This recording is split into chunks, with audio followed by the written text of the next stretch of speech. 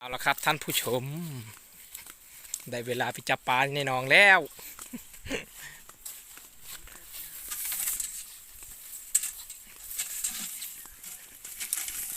ใส่หัวหัก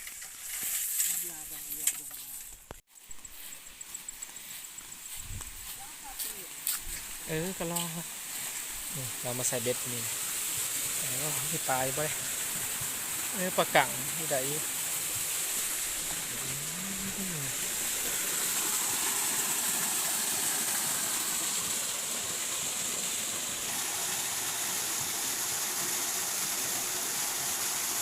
หัวมันลงจะได้บ่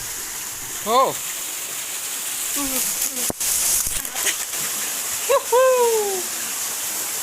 ไอ้ตายทึกสากเสียงตาย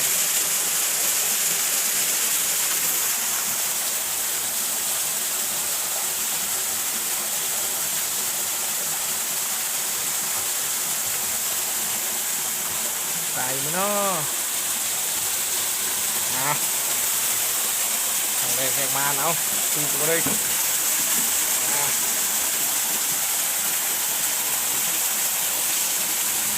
ไปแล้ว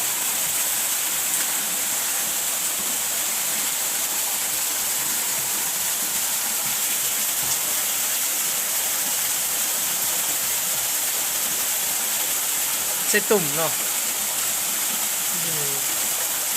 สีดี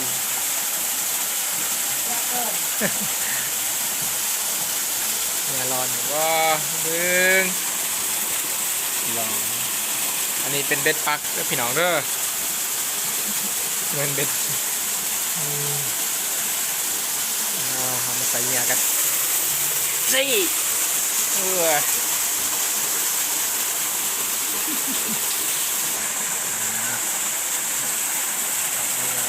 กัน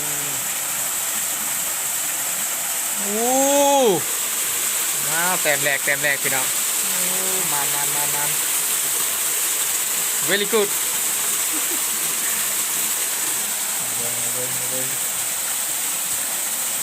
มือน้ำใส่แต่เบ็ดในสิถือปากกังมันก็ถือนะเด็ดนะเอาเดี๋ยวใส่หนักละอุ้ย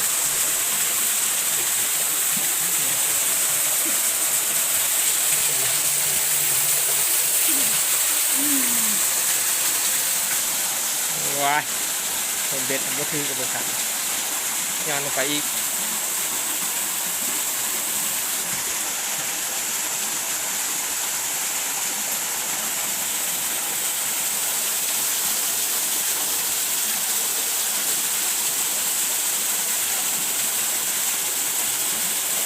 ไอ้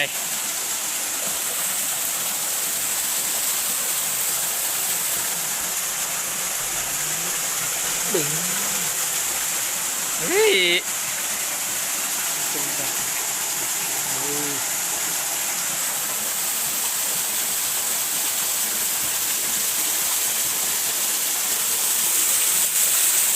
ไปแล้ว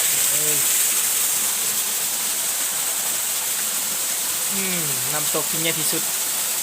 ของโลกถ้าเทียบใส่ตัวหน่อยสุดเลย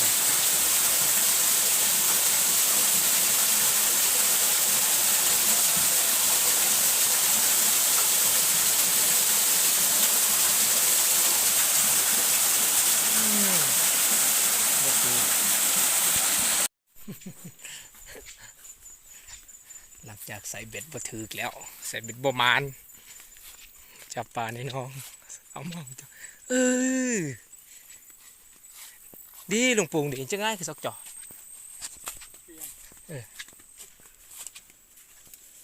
เมื่อย่างเราไปจะสอกมือตั้งเนาไปจะดูเลยโอ้น้องนี่วะโฟกัสมีปลาอยู่มั้ยเนาะ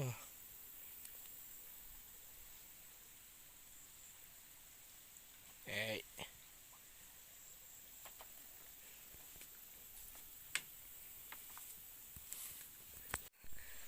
โอ้มันได้ป่าในหนองพี่น้องเอ้ยจังได้มานอยู่บ่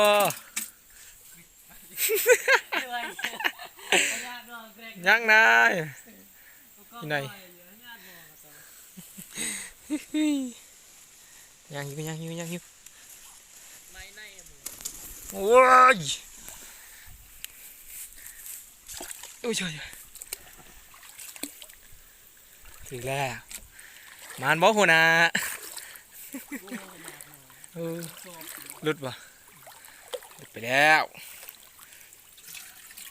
เสนาเอาสิหอยไว้ก็บ่ได้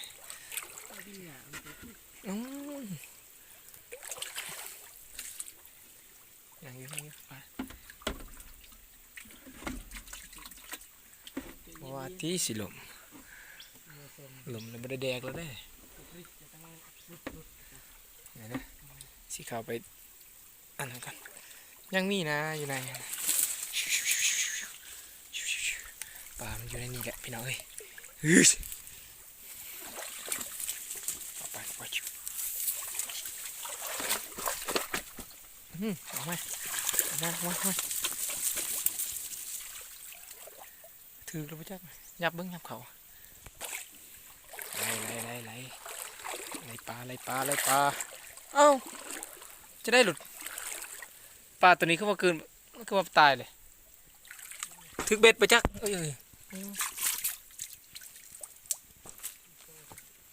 เด็บปลาไหน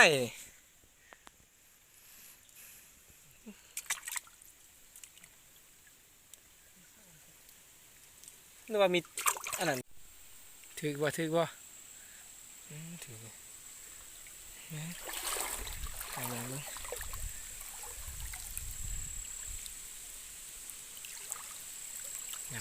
ยับคอยยับ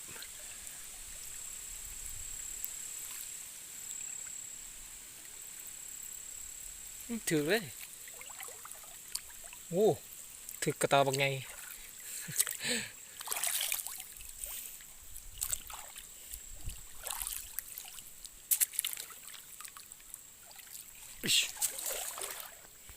เสร็จสิ้นภารกิจการใส่หมอกในหนองยาวเลยไล่เติบไปว้าวสุกอยู่บ่วะ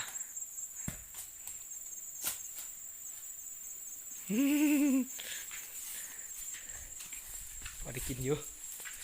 ไปยำไปเพื่อตะบือเยอะใส่ในกันนะสิบจอดไปใช้ตัวนี้จอดแต่ปลานองล้วนๆจักโลห่อถูกมีตะมุห่อถูกนี่ปลาที่ใส่หมองเสาเนี่ยว้ายมีแต่ปลานองล้วนพี่น้องเอ้ยพอได้กินเห็ดน้อยต้มบ่ต้มสดน้ำต้มปลากินหยาว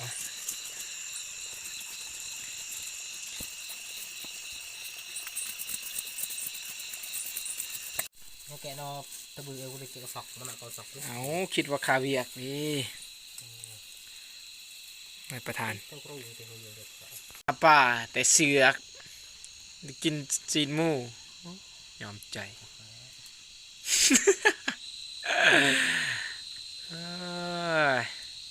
อยากได้กินหมูปาดนะเยี่ยมปีว้าว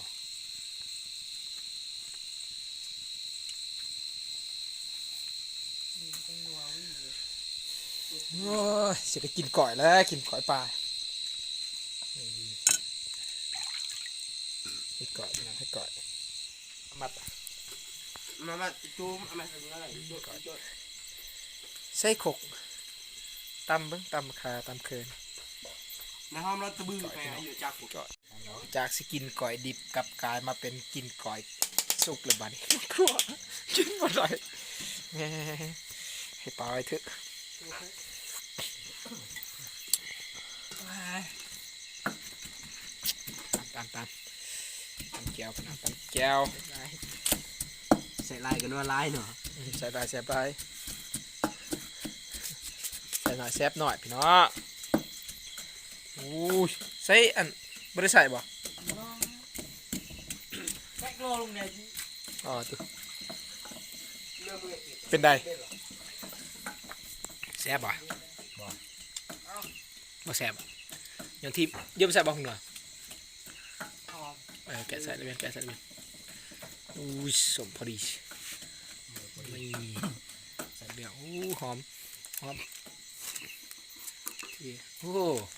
แบบกะตวงเอาเนาะเอ้ย แต่ก่อนตัว5,000เนี่ย15,000ตรง โอ้ยขายยากปะมาแพงอู้ยโฟกัสเลยต้องดูเลยว่าเยี่ยม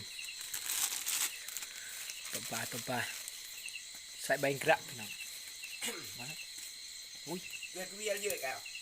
เยอะคนอุ้ยชิมมึง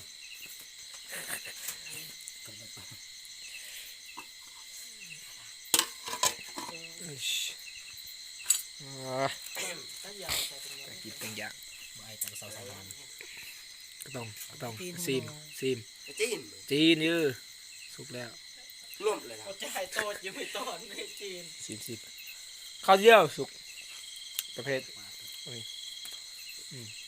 กว่านี้แต่ว่าไม่เหรอเปื่อยตกเรื่องจานสิฮะเจอจับบุงดู ใช่ จานนึงถ้วยกรีนเหรอถ้วยกรีน ปุ้ยขั้นตอนสุดท้ายพี่น้องโอ้ใส่กระหอมไปโอ้หวยเดี๋ยวซิมก่อนฮะได้หรือเปล่าผมยัง ยกมือโต๊ะอะไร มาแล้วทดสอบมาดีมันแดกกูดอก เดี๋ยวก็ทุบเลยมันคนได้ก่อนคนเปื่อย เราได้ตึบมาใส่ก็ได้นะตึบขัวก่อยกันต่อจากว่าสกินก่อยดิบสุดท้ายก็ได้กินก่อยสุกคือเก่าฮีโร่ประธานฮีโร่ว้าว ตะวันเมืองไหนเขาลิ้นเกียร์ดีไฟกับเตียเพื่อเอารถเตี้ยเตะต่อ ครับ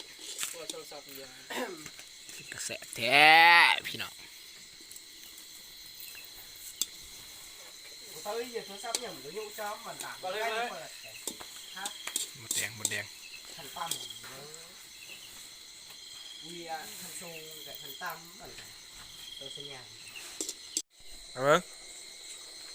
มันใส่ตุ๊กใส่ดิ ใช่ เขาแตกกูใส่ดิ แม่นบ่า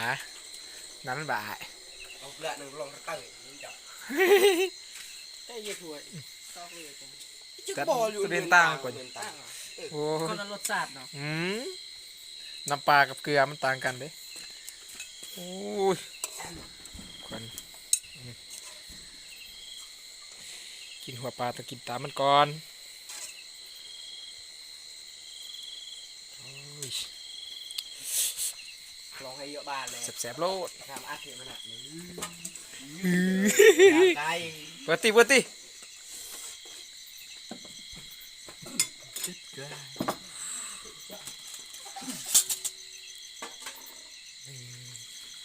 ฮึบ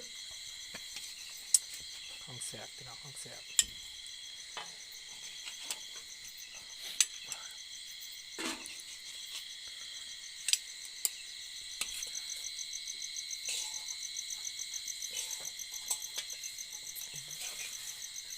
ตัวนี้ต้องกินเกาโอ้บริอุ่นสั่นแต่อย่ามาได้ทำใกล้ผักไงนะฮะโจบดีเลยเดี๋ย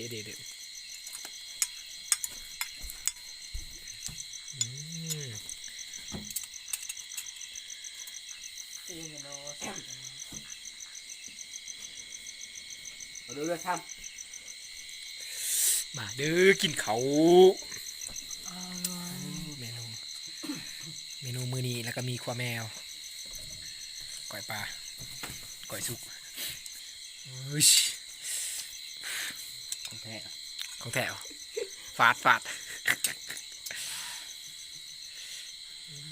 ของแถเพิ่งของแถได้ใส่อยู่บนปลา บอกว่า ว่าใส่เพิ่มเลยให้จะใส่หลังมันอยากจางบ้านเมื่อโคมบ้าง วางเปลือง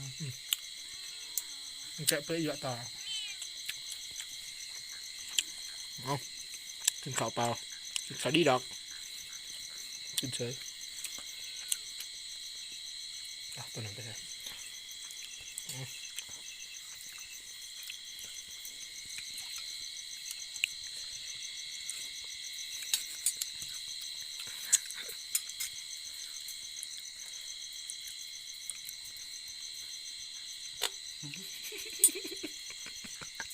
จาน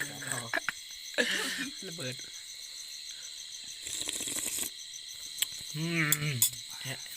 จะได้บ่เห็นนี่นะเป็นเจียวมาเลยพี่น้องกินข้าว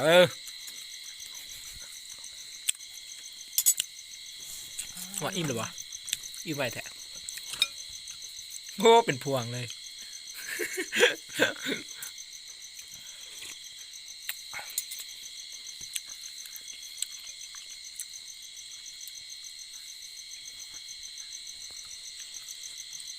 ยังซอยก่อนมาซอยผู้เดียวไป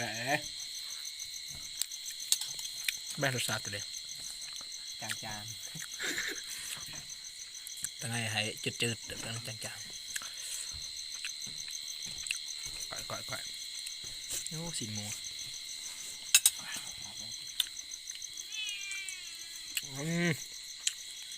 กิน